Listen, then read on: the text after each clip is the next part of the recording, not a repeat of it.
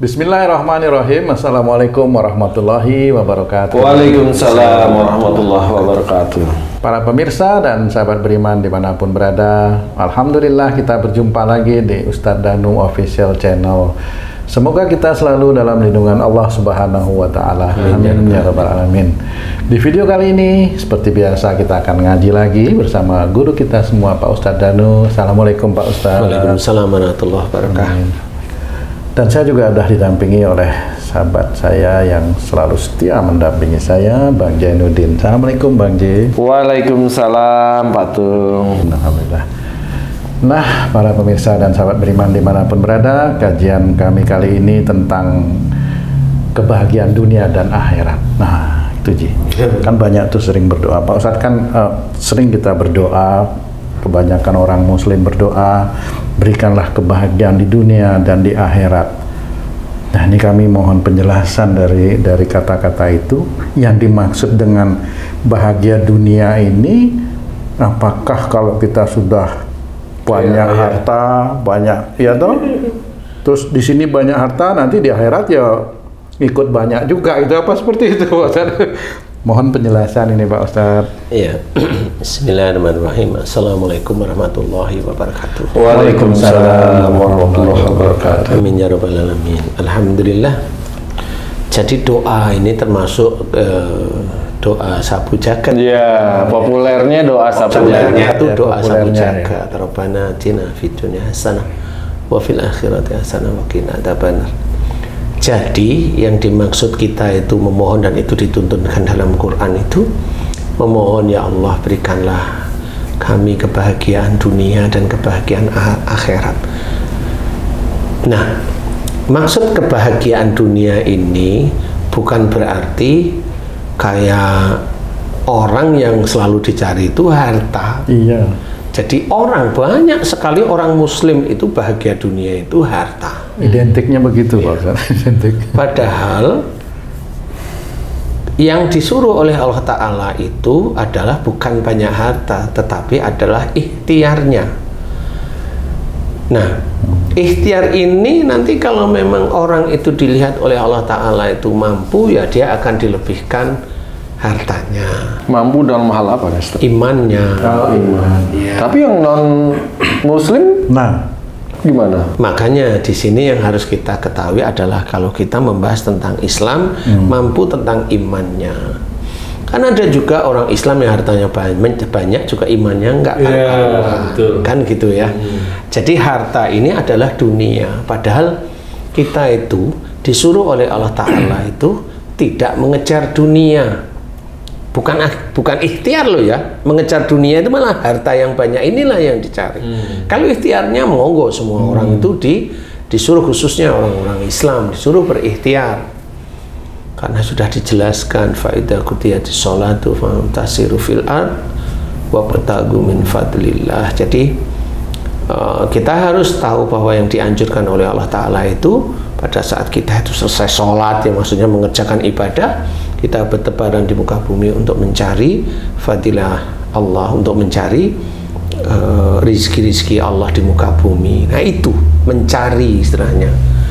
Jadi bukan banyaknya yang didapat, tapi mencari aja, biar nanti Allah yang ngatur. Nah, bagi orang-orang yang dia itu pengen besok hartanya mau dibawa mati, itu biasanya carinya banyak ya. Nah, bahagia dunia itu bukan banyaknya harta.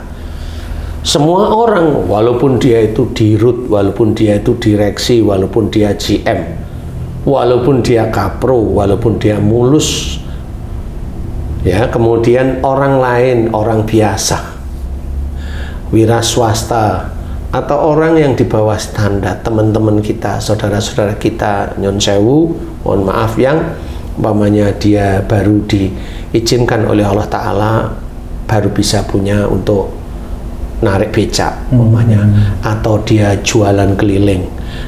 Kalau dia diizinkan oleh Allah Ta'ala sholat, pasti kalimat Rabbana atina fid dunya hasanah dan seterusnya ini pasti terucap jika dia sholat. Benar. Apakah kalimat ini hanya milik orang-orang yang berduit? Enggak. Makanya Allah memberikan gambaran bahwa kebahagiaan dunia itu bukan wujudnya harta, tetapi adalah barangkali, ini menurut saya nih, bisa aja dia itu sudah merasa cukup di dalam mendapatkan rizki dari Allah Ta'ala, cukup, dan dia mencari terus. Kemudian dia alhamdulillah juga cukup sudah membimbing istri dan anak-anaknya ada di jalan Allah, dan dia bisa beribadah, dan dia bisa bersedekah walaupun sedikit-sedikit, dan dia nyaman dengan keadaannya walaupun dia menurut orang lain kekurangan, tapi dia tidak, biasa aja. Memang tidak ada tabungan besar di dalam tabungannya dia, ya, tetapi dia nyaman di titik itu. Qanaah ya. Iya, dia lapang dada dengan keadaan sehari-hari. Ujian dihadapi dengan senyuman bahwa ujian ini kalau saya tidak mampu, Allah yang akan menolong. Dia sudah tenang aja, semua kerjain dengan baik. Nah, di titik inilah sebenarnya kebahagiaan dunia itu diberikan oleh Allah Ta'ala sebenarnya. Nah, kalau memang yang dicari orang-orang atau teman-teman dakwah yang lain selalu mengajarkan kalau hidupmu sulit, kamu amalkan ini, lah sulit itu kan sebenarnya bagaimana dia itu dahulu kan harus diurunut. Iya. Allah itu tidak akan memberikan sesuatu kesulitan ataupun kemudian kemudahan kecuali sebelum-sebelumnya dia melakukan aktivitas tertentu. Aktivitas tertentu, namanya ada beberapa ustadz itu menceritakan kalau kamu itu sulit rezekinya, barangkali dulu kamu dengan orang tua nggak berbakti, bisa. Kalau saya jawab itu bisa. Barangkali kamu itu jarang mohon ampun atas dosa-dosamu kepada Allah Ta'ala, bisa. Nah itu bisa, saya jawab bisa. Itu malah menjawab, ustadz yang seperti itu malah menjawab sebenarnya. Jadi bukan ini cara kamu tidak kesulitan, baca ini amalkan. Loh, bukan. Malah yang benar itu dirubah. Kalau memang dulu tidak berbakti dengan orang tuanya, dulu senantiasa berantem dengan orang tuanya, kembalikan dari masa dulu. Mohon ampun, minta maaf dan sebagainya. Dan sebagainya, mohon maaf, minta ampun. Kemudian dekatkan diri pada Allah Ta'ala. Ikhtiar yang baru bisa itu, kerjakan itu dulu.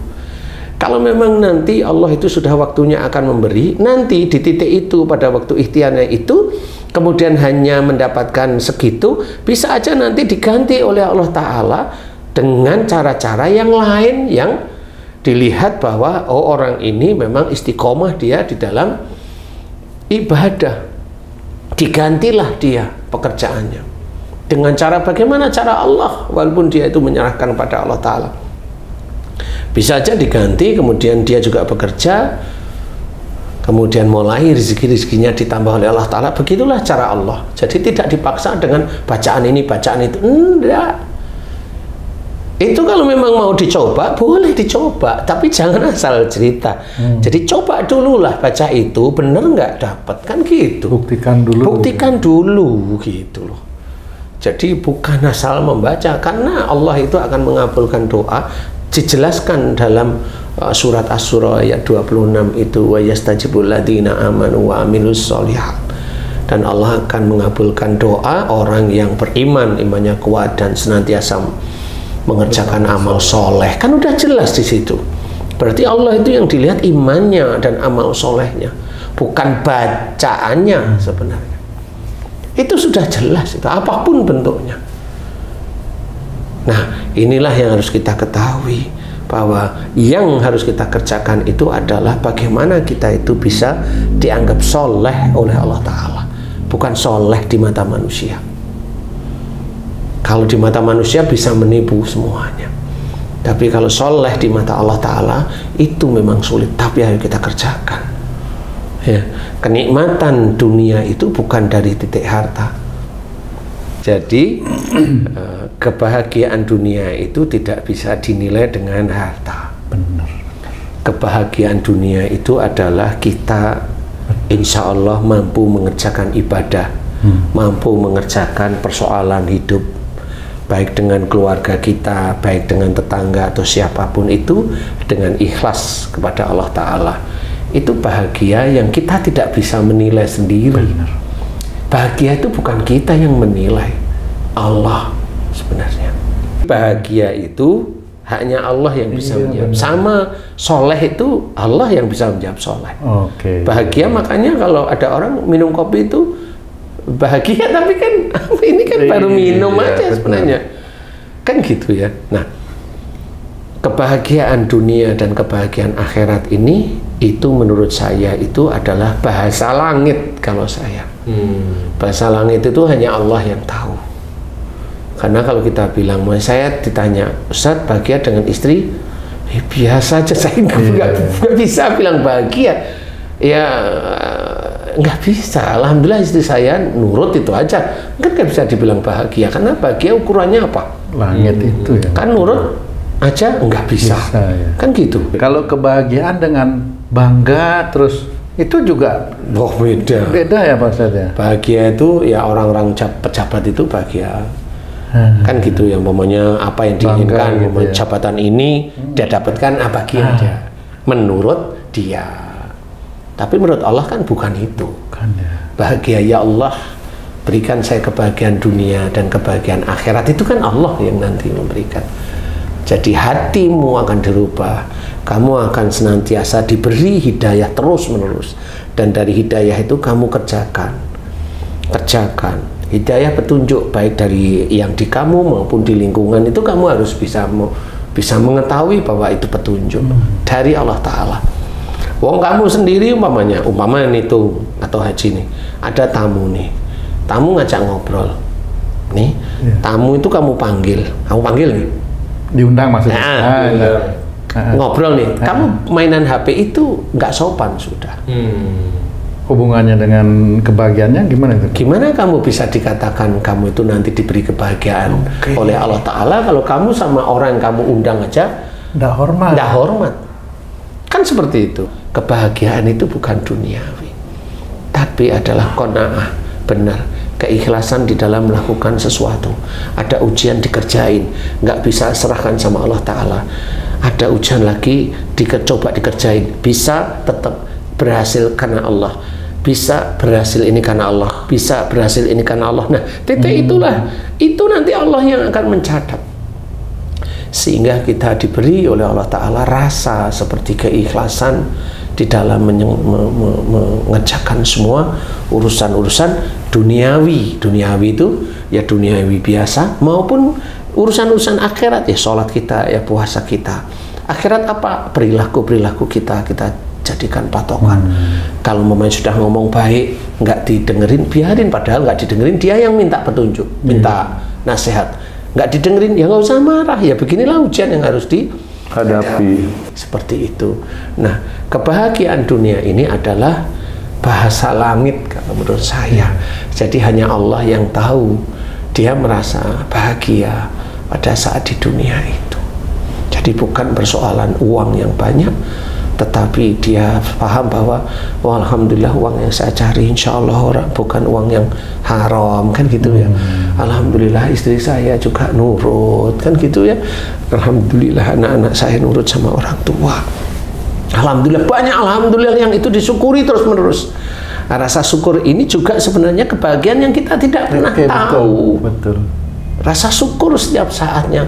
Alhamdulillah ya Allah, Engkau izinkan aku masih bisa berjalan, masih bisa melakukan pekerjaan dengan tanganku. Alhamdulillah ya Allah, Engkau masih berikan bisa bicara yang baik, bisa berpikir yang baik, mendengar sesuatu yang tidak cocok, saya tidak emosional, tidak marah. Nah itu kan rasa syukur. Nah di titik itulah mudah-mudahan Allah memberikan kebahagiaan pada kita yang kita tidak tahu bahagia kita itu di titik mana. Kalau doa kita kebahagiaan akhirat, sudah jelas itu surga, sudah jelas itu. Makanya kebahagiaan dunia inilah yang harus ketahui. Dan banyak dari saudara-saudara kita yang nggak paham bahagia dunia itu kayak apa. Insya Allah bahagia itu hanya milik Allah yang tahu. Jadi kita hanya bisa mengerjakan, belajar untuk memohon ampun, belajar untuk bersyukur setiap saat. Semua yang kita syukurkan kepada Allah Ta'ala, kita syukuri terus menerus. Kebahagiaan kita tidak tahu kita bahagia itu tidak tahu. Tapi kalau ada saudara atau teman kita bilang bahagia pada saat minum kopi, ya Kalau ada saudara kita yang bilang bahagia kalau dia bisa sujud kepada Allah Ta'ala, ya alhamdulillah, syukuri aja. Seperti itu, karena dia menurut dia bahagianya kalau dia sujud kepada Allah Ta'ala, ya monggo. Tapi nggak taunya ditelisik, oh istri dan anaknya keleleran kan, nggak bisa. Jadi dia bahagia kalau sujud pada Allah akhirnya untuk menutupi kekurangan dia, kesulitan untuk memberikan nafkah kepada istri dan anaknya. Nah, kan itu bukan bahagia namanya, itu hanya lip sync, apa namanya? Iya, lip sync. Lip service ya. Lip service. Service itu. Jadi nggak bisa seperti itu. Jadi bahagia itu hanya milik Allah. Maksudnya kita boleh berdoa, mohon kebahagiaan dunia dan mohon agar diberi kebahagiaan dunia dan akhirat itu hanya milik Allah. Dan apa yang terjadi, wallahu a'lam, kita tidak tahu. Jadi tetap berdoa seperti itu, ya. Tetapi yang penting adalah kerjakan ibadah-ibadah dengan baik, benar. Takwa kepada Allah Ta'ala, berakhlak yang karim, berakhlak yang mulia. Bukan wujud dari keberhasilan itu kebahagiaannya, Pak? Tidak ada. Saya sendiri ditanyain berhasil apa enggak tahu saya berhasil itu gimana. Menurut kamu berhasil itu gimana? Kalau saya menginginkan anak saya bisa S3, oh ya sudah. Itu menurut kamu berhasil. Berarti dia nggak ada acuan yang lain. Padahal itu menurut saya itu lebih seneng kalau dosa-dosa saya pada saat mohon ampun diampuni itu. Cuma kalau ditanya diampuni nggak, wallahu alam kan nggak ngerti. Hanya Allah juga ya. Kan itu hanya Allah sebenarnya. Bersyukur atas semua nikmat yang dititipkan oleh Allah Ta'ala, karunia disyukuri. Tapi pada waktu kita bersyukur itu apakah kita itu diterima rasa syukur kita? Kan nggak tahu juga. Wong tidak pernah ada rapot yang disodorin kita. Tiap bulan Ramadan sebenarnya kita bisa aja disodori tapi kita nggak pernah tahu. Kan gitu. Kalau dia bahagia kalau anaknya lulus, kalau dia itu jadi direksi, dia jadi GM, dia jadi direktur, dia dirut mamanya, dia jadi pejabat, dia ini. Nah itu merasa dia bahagia, ya monggo, itu kan hak masing-masing. Tapi kalau kita bercerita bahwa kebahagiaan dunia itu yang hanya tahu hanya Allah, ya memang itu yang hanya tahu Allah, kita tahu. Tetapi kita boleh memohon kepada Allah Ta'ala. Sama seperti seseorang muslim itu memohon, ya Allah berikan saya rezeki yang halal dan thayyib dan insya Allah berkah. Kan bilang halal dan thayyib dan insya Allah berkah kan belum tentu itu banyak. Bisa aja harta itu hanya diberikan oleh Allah Ta'ala 1 bulan, 1 bulan kan seperti itu. Gaji namanya itu. Nah kan bisa kan gitu. Tapi kan kamu nggak boleh meremehkan. Oh iya. Kamu sendiri sudah digaji tapi dapat bonus. Nggak boleh diremehkan juga tuh maksudnya. Nggak boleh diremehkan. Ya, enggak sih. Pertanyaannya bonus itu dari mana? Jadi harus belajar faham. Jadi apakah hidup itu sekian puluh tahun itu hanya cuma ngurusi uang-uang yang haram?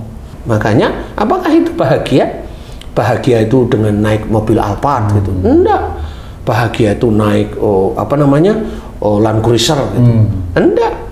Itu bangga itu, bukan bahagia itu. Bahagianya kalau KPK nggak manggil. Nah itu berarti dia itu seneng kalau dia dimasukkan ke neraka. Sebenarnya itu tujuannya. Jadi nggak malah bersyukur nggak ketangkep KPK ya.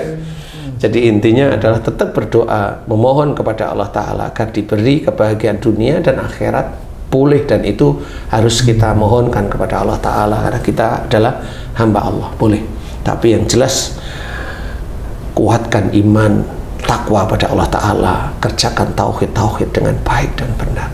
Insya Allah mudah-mudahan nanti Allah memberikan kebahagiaan dunia dan akhirat, dan kita tidak tahu bagaimana dunianya. Tapi mudah-mudahan itulah cara-cara kita untuk lurus kepada Allah Ta'ala, menguatkan iman. Insya Allah, amin. Wallahu a'lam. Alhamdulillah. Terima kasih banyak Pak Ustadz penjelasannya. Para pemirsa dan sahabat beriman dimanapun berada, mudah-mudahan tayangan kami kali ini bisa bermanfaat untuk meningkatkan keimanan dan ketakwaan kita kepada Allah Subhanahu wa Ta'ala. Saya Tung pamit diri, sampai jumpa di video kami yang lain. Wassalamualaikum warahmatullahi wabarakatuh. Waalaikumsalam warahmatullahi wabarakatuh. Alhamdulillah.